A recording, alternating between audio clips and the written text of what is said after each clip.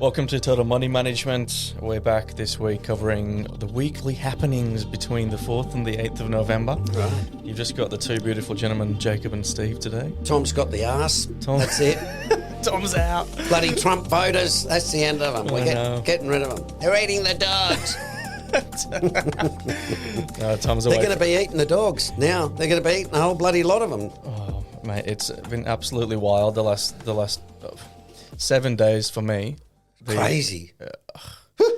Anyway, we're going to cover all the happenings. We've got a bit of a short topic on Donald Trump, things that have happened, some of the policies that he's talking about, as well as what we feel the future might hold for the US and the global economy. Then we'll cover the week that was and all of the cool stuff in there as well. So, Steve, where the hell do you start? Where do you want to start with Mr. Trump? Well, I have to say personally, I was surprised. And there was a lot of people who said, Donald Trump will win. I didn't think he would, but I judged that on a couple of things. One was the campaign. She was really animated, and he seemed a bit low energy.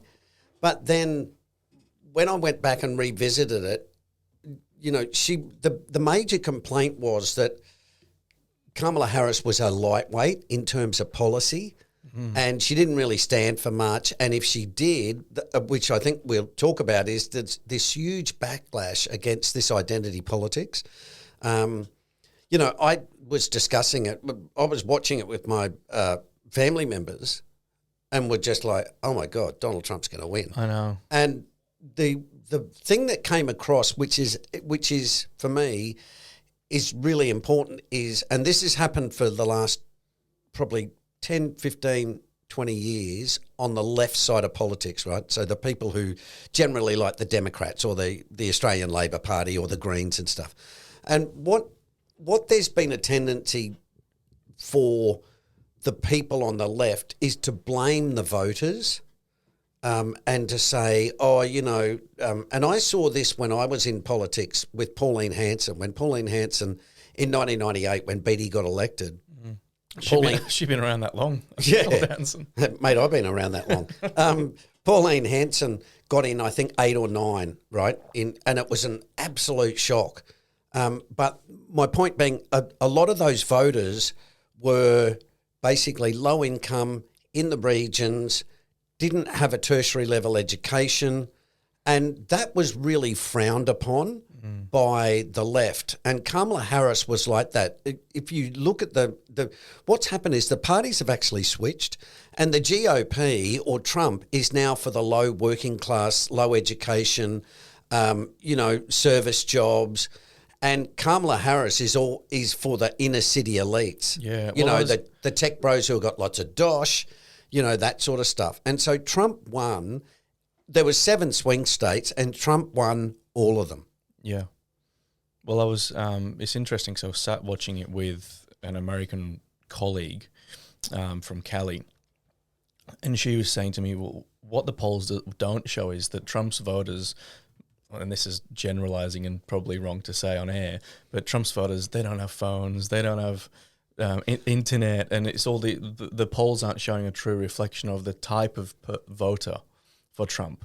And they all come out on voting day. Yeah. Well, it could be. But also the other thing I think happened, Jacob, is, and this is, again, my argument is you got to listen to the voters. You can't say, like a lot on the left have said, these people are dumb bastards and they're going to cop it because they're going to vote, they're going to vote for Trump. Well, they're going to get it. And it's like, mate, that's not the way it works. And so what I'm saying is, instead of the left politics like Kamala Harris going, you know what, maybe they don't like transgender politics. Maybe they don't want to talk about race. Maybe the Latinos don't give a shit that they're Latinos. They just want to get rich like every other American. They just want to be treated equally like everyone else. Yeah. It's the old argument, Jacob, is it's a class argument, right? Which is there's employers, that's the Republicans, and there's employees, that's the Democrats. But the point being, everybody wants to earn a good wage and have a standard of living. Black people don't go, women don't go, Kamala Harris is a woman, well, I'm voting for her. And it's like, why? Because she's a woman. It's like, well, no, people will say, okay, well, who's going to make me wealthier? And if they think it's Trump, they can be wrong, but that's not the point. The point is saying they think Donald Trump's going to make them wealthier. And if that's the case, they're going to vote for Donald Trump rather than say, I'm a woman, sorry, I'd rather remain poor and vote for Kamala Harris. It's like, well, that's not the way it works. Well, there's a couple of core things, right? People want a better standard of living. They want healthcare that's equal healthcare rights to everyone. So if you drop dead and have a heart attack in the middle of the street, you're going to get some help. And they want better education for their kids. Like there's the 80% rule that I think we often deviate from and split from in politics, where we start to bring the race cards up and we start to bring the gender politics up, which splits people. Everybody's looking at it through that prism. And, like they say, the Muslims voted more for Donald Trump. Women voted more for Trump, blah, blah. And I'm looking at it going, they're missing the whole point. The whole point is, my argument is, look at their incomes. Who's voting for Donald Trump? Is it rich people or poor people? Oh, it's a mix of both. Okay, why are poor people voting for Donald Trump? Because he's offering them a better perspective on life by saying, we're going to fix the bloated government bureaucracy, right? We're going to put away illegal immigrants. We're going to deport them, right? Now, people will look at that, and again, there was a lot of people who were saying, the Latinos are going to go Burko over that. Now, I saw an interview, and I admit it's only one, but a Latino family who'd come to America 40 years ago under Reagan. They were illegals. They then got citizenship under Reagan. They both worked jobs. They've got a house in Arizona. They've got the kids and all that sort of stuff. And the guy said, who are you voting for? And they said, we're going to vote for Donald Trump. And the guy was like, dude, Latinos, they're going to deport him. Now, she said, look, we know some people who are illegal Latinos as our friends. And she said, but, they're not doing anything bad. Right? And I was going, that's not the criteria, darling. The criteria is they're illegal, right? They don't pick out the goodies and the baddies. They're just going to deport a lot of them. So, but my point being, that's the way people are thinking. So it's the same with when you look at Trump's tax changes, the wealthy are going to get wealthier. But the poor people still voted for Donald Trump, right? Well, they're changing, from 20 to 15% or something? 21 to 15. Yeah. So in corporate tax cuts. Yeah. Right? So, but again, we've got to the position where I don't mind if you make an extra $1,000 a week and you're really rich, so long as I get an extra $150 a week. So do you know what I mean? Instead of saying, well, hang on, Jacob shall only get 150 and I should get 600, right? To make it more equal. That's not the way it works a lot in America. In America, it's much more about, work hard, invent some widget and you get rich. Cool. That's cool. That's what America's all about, right? The freedom, all that sort of stuff. And that's where Trump was really effective in saying, I'm going to get rid of all the government bureaucracy, right? He's got Elon Musk on board to do the, Department of Government and whatever it is. God help us. Yeah. Have you seen that? The Department of Government Efficiency. Jesus. But those two can't get along in the best of times anyway. Well, remember there was a tweet that Trump sent out which had Trump at the desk as president and Elon Musk standing beside him, and Trump basically going, this bloke should be down on his knees to me, i.e., because, they're all sucking up to me. Yeah. Right? Yeah. Now Elon Musk thinks he's a goddamn president. Yeah. Trump has just said this week, I can't get rid of him out of Mar-a-Lago. Right? So Musk is running around thinking he's the president of the United States. This is going to end badly, I think, anyway. Yeah. Because one thing we do know is on the extreme right or the far right and on the far left, they usually implode. Right? So there'll be a shit fight between Elon Musk, Donald Trump, RFK, all of these supporters, because they're all a little bit loopy. Yeah. Right? And it's the same thing I can tell you that happened in 98 with Pauline Hanson's crew, right? They were a rag bag of, people who were a bit nutty and had some really wild ideas, right? Mainly really libertarian, and anti-immigration, right? So it tells you how long this has been going on. But within 6 or 12 months, they'd all imploded, and they'd left Pauline Hanson. They were running as independents. One bloke didn't wear shoes. Like it was just wild. And that's what's been going on the far right. The same thing happened with Jackie Lambie Network, right? She had a couple of people join, and then they went, Jackie's a nutcase or whatever. Then they leave, and this is generally what happens. So it'll be interesting to see how the selections for, like RFK, right, in health. And he's an anti-vaxxer. His argument is, I'm not an anti-vaxxer, I just think people should be fully informed. Now, part of the problem with that is in Samoa, 82 children died from measles because of RFK's, carrying on about anti-vaccines, right? So this is where it starts to get really, really dangerous. Now, I'm not saying that, Nestle is a world of good in the food sector, but what we're doing is we're going from the sublime to the ridiculous. Do you know what I mean? It's like, RFK is going to fix health. Okay, well, that's going to be really ugly, right? Because he's got big pharma, he's got big food. I mean, these dudes are serious, right? Well, they've got big priorities as well. Like, yeah. It's not as if they've come from nothing and now they're all for the people. Absolutely. They've got shareholders and investors to keep happy. Yep, and which is the scary thing to me. Well, that can, that'll tank a market pretty quickly. But I think the general vibe, I think, also on the left, and for people who voted for Trump, one of the things I notice is a lot of people go, I don't think it'll be that bad. 60% tariffs on China, I don't think he'll do that. It's like, okay, but what if he does? Yeah. And the thing that I think this time around is the Trump camp is a lot more organised. They'll have a lot more experience about how to run government because they were there for 4 years last time. I think the Wall Street and investors will be fairly surprised because you've got to remember Trump's a real estate guy, right? He's not a stocks guy. No, yeah. And there's a lot of people in Wall Street going, yeah, Donald Trump, yeah. And I sort of look at it, their idea is, no, he's not going to do any of that stuff. He won't put big tariffs on China. He's just used it as a negotiating tool. And my argument is, guys, this is about national security. It's not about bluffing economics. It's or saying to China, oh, we want your investment, right? They are dealing with the Chinese Communist Party in a national security setting. It's got nothing to do with economics, right? So to give you an example, Biden this week just said no more chips to China from TSMC, which are the latest cutting edge, right? And they're not Dorito corn chips. Yeah, sorry. We're talking about semiconductor chips, right?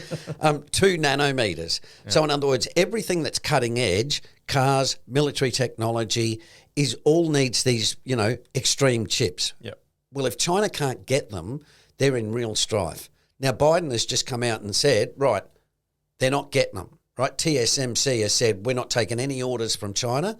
So this is where you start to get the pointy end, which is our argument, which is economists are failing to understand that it's not about how do we just negotiate to get, cheaper cars. It's about national security. And that's the way the Chinese are looking at it. Yeah. Well, right? on the tariffs piece, I think there's a misconception on what tariffs actually are, right? Because it's the people in the country. So that if we tariff China 60%, in Australia, we're actually the ones paying for it. Yeah, well, the price goes up. Yeah. So which in theory creates a supply and demand. In theory, you won't buy that one, you'll buy an Australian-made one. Yeah. But then you got to pay the Australians more money to make that in the first place. Yes, and it leads to inflation. And that leads to inflation, and that's where the cycle goes on. It's not China paying an extra 60% on things. No. Which I want to make clear, because it's actually... Most people would assume, Trump's putting a 60% tariff on X, Y, and Z in China, which means that's going up by 60%, and that's not the case. No. Trump said, and it was quite clever, but incorrect, Trump said the Chinese will pay for the tariff. Now, there is a long convoluted argument that they may do, but it involves currencies, exchange rates. So, for example, let's dig a little deeper. It's essentially saying, Jacob, you buy that T-shirt from China for $10 and you sell it in Australia for $25. Okay, well, now there's a tariff on it. That's going to cost you $15. So you either reduce your profit margin and still sell it at $25, right? If you're in a competitive market where I can go, all right, well, I'll just get T-shirts from Bangladesh, right? And they'll be cheaper. Okay, that's one option. The other alternative is, though, if you said, Steve, I'm the only one that makes white T-shirts in the world and they come from China, you're going to raise your price to $30, right, to keep your profits. Now, the government gets more money in taxes, right? But the consumer says, okay, well, Jacob's $25 T-shirt is now worth $30, right? Now, there's a couple of things that can happen. China can say, okay, Trump's put let's argue, a 10% tariff on it. Okay, we're going to drop our exchange rate 10%. So therefore it negates the impact of the tariff. That's what happened last time Trump was in. So when Trump put tariffs on, the exchange rate went down. So in other words, the 20% tariff was 25, I think, roughly became about 17. And what happened was the Chinese pulled the exchange rate down, so it didn't make much difference. Now, there's a lot of people saying, oh, well, they'll just do the same thing. Well, yeah, but the tariffs this time are like 60%. On a 60% tariff, you're gonna tank the whole. Well, I think you'll find, maybe the Trump camp went, hey, listen, it's got to be a baseball bat, not a matchstick. So there's that aspect of it. And it depends on industries, who gets what they call as a carve out, who gets exempt, all this sort of stuff. So it's going to be a really long, complex arrangement, and it will depend on, okay, well, how does Europe respond? How does Australia respond? Right? Because Trump said he'd have a 10% tariff on everything. Okay, well, that's Australia. Now, we're probably all right because we run a trade deficit with America. So Trump's cool with the deficit. He's not cool with the surpluses, which is China, Germany, all of those Southeast Asian nations who, as we've been talking about, have been saying, we don't want American goods, but we'll export all our stuff to you. So eventually the Americans have run the line and said, okay, that's going to stop. Right, you guys have got to reform your economies. And now that's where the rubber hits the road, because now Trump is saying, I'm going to make sure that happens. Right, and so those countries, and this is why I say it's important, because when you understand the way the system works, China's got massive overproduction, right? But they've got, you imagine if you said to the Chinese, okay, we're gonna sack 80 million people because of the tariffs. It would, the Chinese Communist government would just go, holy Lord, this is what we don't need. So that's what I'm saying. This is where we've got a real problem, right? Because the Chinese Communist Party are not really interested in, Xi doesn't really care that much about the stock market. He wants to make sure there's no social disorder. Right, and that's the number one priority. The number one priority for all communist or autocratic regimes is social stability. Yeah, right. And when they're running an export, the whole point of China is to continue exporting goods. They don't want to break that. Well, they're trying to, but half-heartedly. But it's really, really difficult because, as we're going to talk about in the masterclass coming up, you've got rich people in all of these countries who don't want it to change, right? And it's really hard because rich people in all these countries are funding or lobbying or having excessive influence on governments, right? And that's what's been going on in America, right? All the tech bros, all the pharma bros are saying, don't reform healthcare because they're all making loads of money. Right, they don't give a toss about the American public. And that's what, when you then go up and try and change that, that's when you get these backlashes. And the problem with people like Musk is they run campaigns on Twitter or on X as it's called now, right, against the government. So this is where it becomes really difficult about, and this is why Albanese is talking about misinformation. Yeah, well, where do you look for your information now? Because you've got opinions or you've got people paying for it. Well, that's the thing. I will tell you, it goes all the way back to Ronald Reagan, right? Most people don't know this because they're too young, but there was a thing in America called the Fairness Doctrine, right? And what it was way back in about the 1920s or something. What it basically said was that they had the newspapers, right? And one businessman got the shits about something, and so he started paying to put all these ads in the newspaper, right? And the government said, hang on, dude, that's not a balanced reporting. It's just from your point of view. So they created the thing called the Balance Doctrine.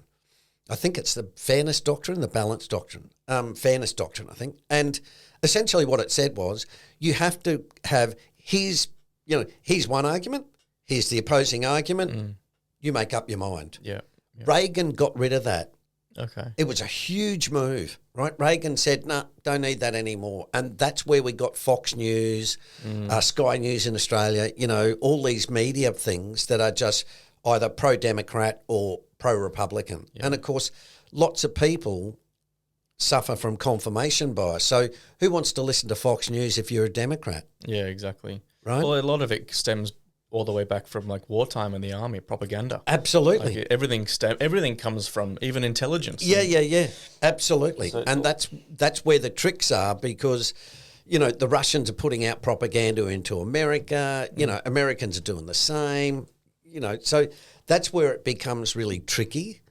So, it's just going to be, some of the stuff this week we've seen with Trump putting people like Matt Gaetz as the Attorney General, right? And just to give you an idea, Matt Gaetz is being investigated for sleeping with a minor. Right. Right? This is the guy. Let's put him in charge of something, hey? Let's put him in charge of the laws, right? So this is a guy that's got a history where people have just gone, WTF, this guy is bad. Yeah. On an objective basis, even a heap of the Republicans have gone, Donald, Jesus, do you know what you're getting yourself in for? This guy's a lunatic, right? But he's also a bad person. He's put Tulsi Gabbard, who they believe is a Russian asset, in charge of the CIA. National Intelligence, right? Like he's put RFK, who's, a bit of a nutter on food, in charge of the health department. Yeah. And then there's Musk. Mate. And then there's Musk and, Victor Ramaswamy, I think his name is. Like you just look at it and go, what the hell?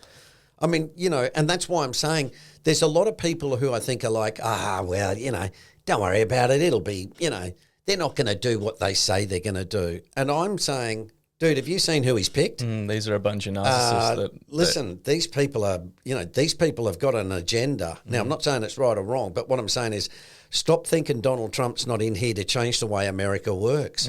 Well, the people that he's chosen have track records of significant change. Absolutely. So that's what they're good at. But also their ideas are a bit like, okay. Out there. Well, like RFK. It's admirable to get rid of, big pharma and big food. I get that and I support that.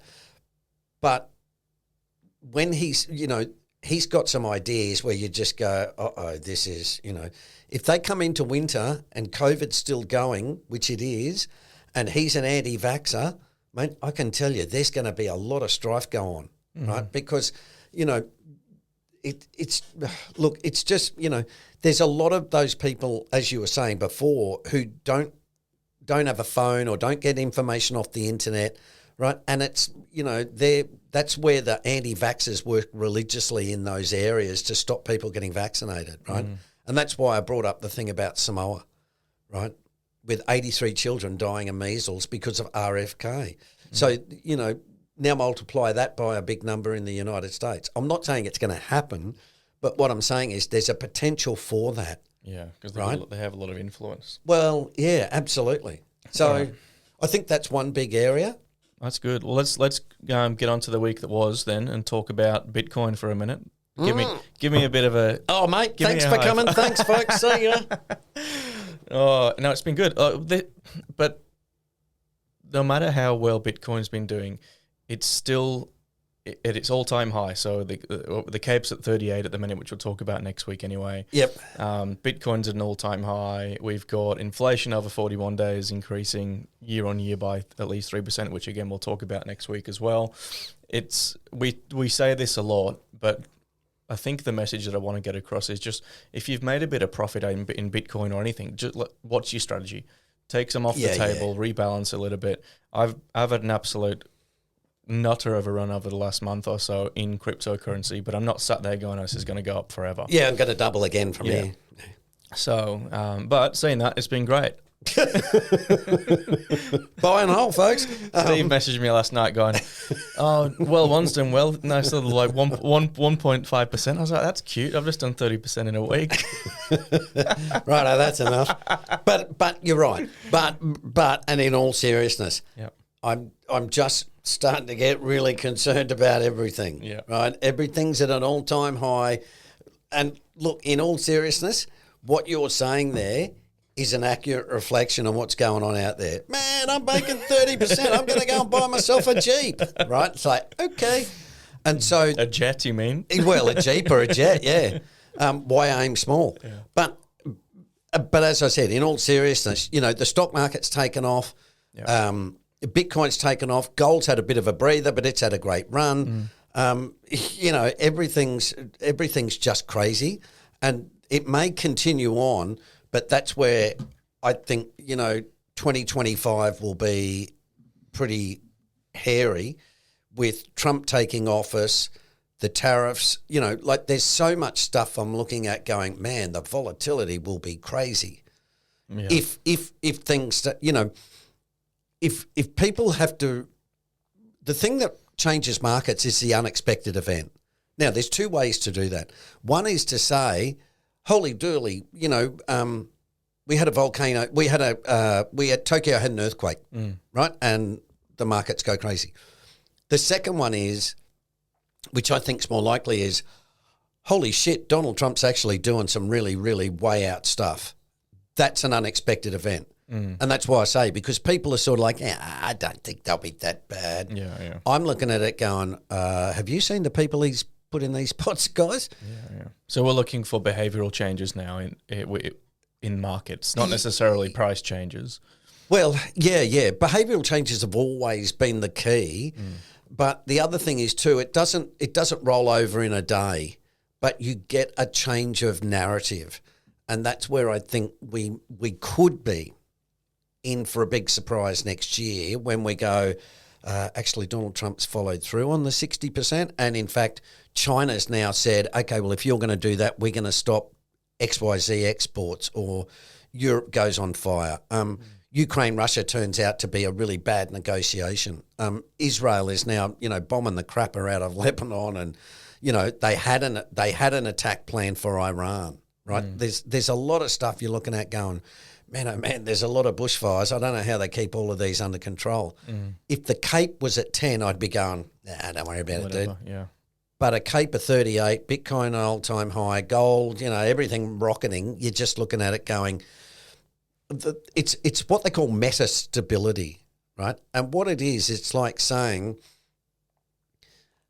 a match doesn't, you pick up a match and you go, yep, but just strike it once and you got a fire, right? Or a pencil spinning, right? Not a pencil laying flat, but a pencil spinning on its head. One of the slightest little touches and it gets the wobbles and it falls over, right?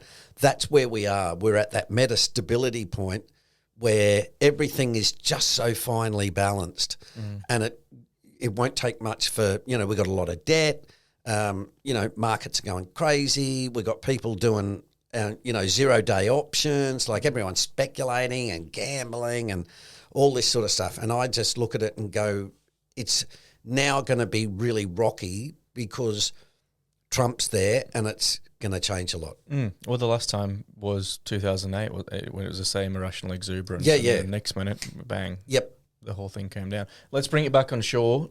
So over here we've got Governor Michelle Bullock saying that the central bank's not changed its outlook on inflation yet, so we're expecting inflation to continue. Yeah. The argument was 12 or 18 months ago, again, there was a lot of property people, a lot of economists going, don't worry about it, rates will fall again, right? Well, Michelle Bullock is basically saying now they return to the target band in 2026. So if you're sitting here in 2024 going, oh, man, I got another 18 months of this mortgage being really high, that's a problem. Now, there are some arguments from property people and interest rate people to say the economy tanks and interest rates get cut. Okay, fair enough. But my argument is, okay, that means the economy's in recession and we're going to lose jobs, and some people who've got a mortgage might, the good news is, Jacob, you're not paying 6 anymore, you're paying 4. But the problem is, Jacob, you lost your job. Yeah, you did. It's a bit like, okay, I would have preferred, struggling paying 6. Yeah. So. Yes, moving on. Moving on. That's just after Trump won. Well, I've got but the Berkshire Hathaway cash pile here. We talked about, if you guys are interested, we've got 3 or 4 blogs now actually on the website. last 4 blogs, which covers an extensive paper from Buffett and as well as Steve's insights into it as well, and it's a really good read if you're interested, just on the website. But what we are seeing now, obviously, Berkshire Hathaway's cash pile's grown, but for people inquiring even to us, they say, I've got all this cash, what do I do with it? What do I deploy? Yep. There's no issue having cash. Yeah, well, you're getting 4 or 4.5. Yeah. That's better than minus 35. Yeah. Well, I mean, if the person with arguably the most experience in investing in the world is sitting in cash, 33% cash, then you look at that and go, okay, if I don't have as much experience as that, what am I doing not sitting in cash? Absolutely. If you went and had a one-on-one and someone said to you, mate, you're going to talk to one of the world's greatest investors who have compounded 20% for 60 years, and he said, man, oh man, I've got a lot of cash at the moment. And you went, oh, that's interesting. What does that mean? It means the stock market's really expensive. Do you really think you'd go, oh, cool, I'm going to go 80% into stocks, right? You'd be going, man, that old bugger must know something that I don't know. Yeah. And that's why, again, I think I said to you at the start, you've got to pay attention when people like Buffett have got sells down Apple and Bank of America, not just to rebalance, right? Not going, I'll just take off a 10 billion off the top, Just a cool 10 bill. Yeah. You look at that and go, he's selling a lot. And that has to be a real ding, ding, ding, ding, ding. Yeah. And Buffett, the same as everyone, has learned really hard lessons. He's left... He should have sold companies before, and he's openly said that. With Coca-Cola. With Coca-Cola. Yeah. So now he's going, okay, I've been around this merry-go-round before. Yep. I'm going to get ahead of the curve. I won't make the extra 5 or 10%, but I'll save a hell of a lot. Well, I think, Jacob, what it points out is what the thing we've been saying, which is, listen, the Cape's at 38 or 39. This is really, really dangerous territory, right? And Buffett's looking at it going, man, I got all that profit. I'm 94, right? So if I cark it and this thing drops like a rock, people are going to look at Warren Buffett and go, yeah, that stupid old bugger, he lost 500 billion after he died or something. So I reckon it's part of that too, is a legacy thing. And again, if you look at his market timing, it's pretty good. Oh, it's impeccable. Right? Well, he's got all the experience, but he also knows people in the industry as well. Mate, he's seen it all before, right? He's seen it all before. You've got to say that's worth something. Yeah. Right? And if people have got questions about it, please feel free to reach out, because I think it's been a big talking point. Monetary policy. Are we trying to put the listeners to sleep, mate? I just wanted to sort of point out to people I've read 64 goddamn pages. I don't know how they can write so many pages every 3 months. On monetary policy. On, the state of the economy and monetary policy. It's like, dude, it hasn't changed that much. Yeah. I mean, the next one will be a bit of a doozy with Donald Trump. It'll be interesting to see how they all, put that in. But anyway, just simply saying, look, folks, if you want to go and, if you suffer from insomnia, I recommend you read the statement on monetary policy. Well, the short version is rates aren't going to be coming down. Yeah. So, and then you can get on with it. Yeah. End of story. We'll save you a couple hours. Wednesday, we've got mortgage repayments on median house as a proportion of average full-time earnings. Yep. Just again, stuff we've been saying. Property's expensive. Property's expensive in relation to income. And if you have to ask yourself why property prices keep rising if income isn't. Yeah. That's what they call speculation. Yeah. And we have another property special coming up, in A the couple next of weeks few or something. Yeah. Where we'll delve a little bit further into some of that. Yep. Thursday, we've obviously got Trump, who's in, and we've just talked about. Next. And then Friday, Tough Christmas. Yes. We all know that one. Next. Distressed listings are rising, just a bit of an indicator. What does that mean? So people selling because they can't pay the mortgage? Yeah, well, they're under duress. Yeah, well, we've covered a few. And it might be the bank saying, "Dude, where's the payment? Righto, we're going to, mortgage you in possession." Or, yeah. Well, we've shown a couple of times now where the charts of household savings are declining. Yes, and obviously mortgage repayments are staying the same. Yes. So we're going to get to ipso facto problemo. Yeah, bit of a crossover point there. So where's the worst? WA. No, that's just because they've gone down 18%. Hey. The year-on-year change is Tasmania, 23. So, Jesus. Next. Short story. Yeah, just, again, Magnificent Seven's out of control.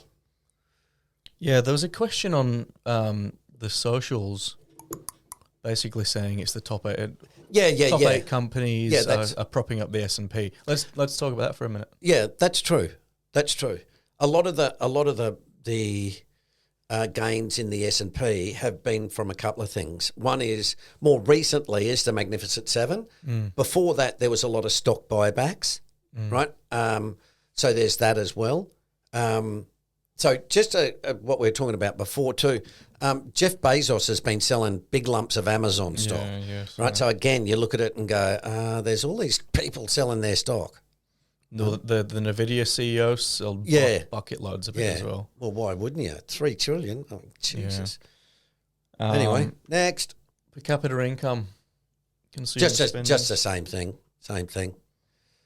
And then Australia recorded 98,375 new vehicle sales. Yeah, which is a bit of a surprise. But anyway, tradies, get in there, lads. Get those bloody Rams and what are those other monster tanks that I absolutely... Big Chevys. Ah, Jesus, I hate those things. Probably just lost half the client base. No, half the client base. Every bloke under 40 is just going, yeah, right, switch that podcast off.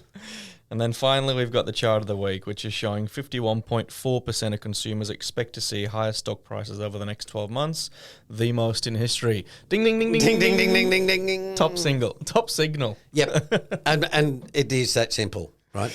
Yes. And if we look at the slide of the week, what I just want to point out to people there is, I think we're pretty close to the top, folks. And so, as Jacob and I were talking about before with behaviour, you've really got to start looking at, stocks at an all-time high, biggest part of people's portfolios, irrational exuberance in tech stocks.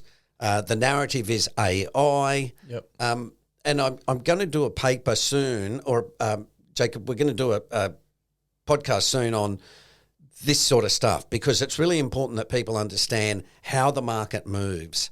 Market cycle. Yeah. So would you say we're in this excitement and invincible stage at the minute, or are we going through to complacency? I think we're close to it. I think we're closer on the upside to feeling invincible. Yeah. I think we've got a melt up coming, where everybody just, hits the punch bowl. And that could be, again, a Donald Trump thing, right? And it could be America goes, Trump is great, corporate tax cuts, blah, blah, who knows? Yeah. Who knows? That could last for X amount of time. Absolutely. And no one knows.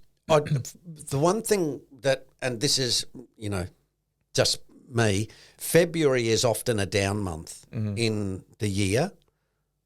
So, if February goes down, it might get a bit of a roll on, like, oh my God, Donald Trump's a disaster. Like the narrative changes. The stars align, Yeah, and then suddenly March and April and chaos breaks loose and, away we go. So it's important in these sections, excitement, invincible, complacency stages, where, the invincible makes you complacent and you have a bit of a down Yeah. a down few months, and you go, whatever. It's going to Buy the bounce. dip. Yeah. So these points particularly, it's important to have a good asset allocation strategy. Yeah, absolutely. And just to your point before, watch people's behavior. What is the market doing? Not just what's the price doing. When there's a lot of people saying it's all good, it can't go down, you're a dickhead, as I often get called on the socials for talking about market That's cycles. just what I say to you, mate. And that's just my family. That's when you you get these stories the last few years, Warren Buffett's a silly old bastard, and, Elon Musk is a genius and he's going to do everything, That's when you get a halo effect. Right, which is, the halo above their head where, they can't do anything wrong, it's all fantastic. That's when you start to go, hang on, things are getting a little bit out of control here. Yeah. And again, it's just the way history works. Anyway, we've rabbited long enough. We'll wrap that up, mate. Thanks for listening, guys. We'll see you next week. Cheers, folks. As always, remember, we don't provide financial advice.